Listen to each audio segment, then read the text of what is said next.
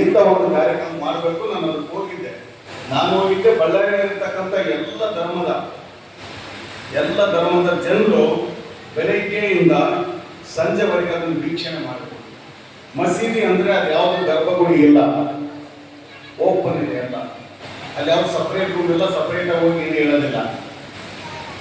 ಅಲ್ಲಿ ಒಂದು ಗೋಡೆ ಇರುತ್ತೆ ಸುತ್ತೂರ, ಅಲ್ಲಿ ಯಾವುದೇ ಚಿತ್ರಪಟಗಳಿಲ್ಲ,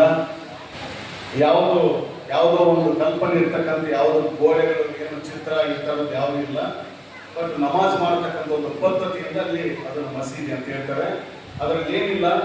ಆದರೆ ಅಲ್ಲಿರ್ತಕ್ಕಂಥ ಆಯೋಜಕರು ಒಂದು ಕಡೆಯಿಂದ ಸ್ಟಾರ್ಟ್ ಆಗಿ ಹೊರಗಡೆ ಬರೋಷ್ಟೊತ್ತಿಗೆ ಇಸ್ಲಾಂನಲ್ಲಿ ಇರ್ತಕ್ಕಂಥ ಒಳ್ಳೆಯ ವಿಚಾರದಲ್ಲಿ, ಇಸ್ಲಾಂ ಧರ್ಮದಲ್ಲಿ ಯಾವುದು ಕೆಟ್ಟ ವಿಚಾರಗಳಿಲ್ಲ.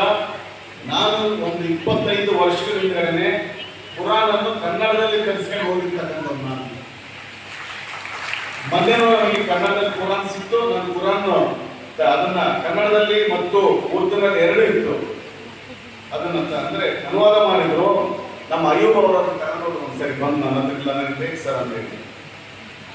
ನಂತರ ಮೊನ್ನೆ ಹೋದಾಗ ನನಗೆ ಸಿಕ್ತು.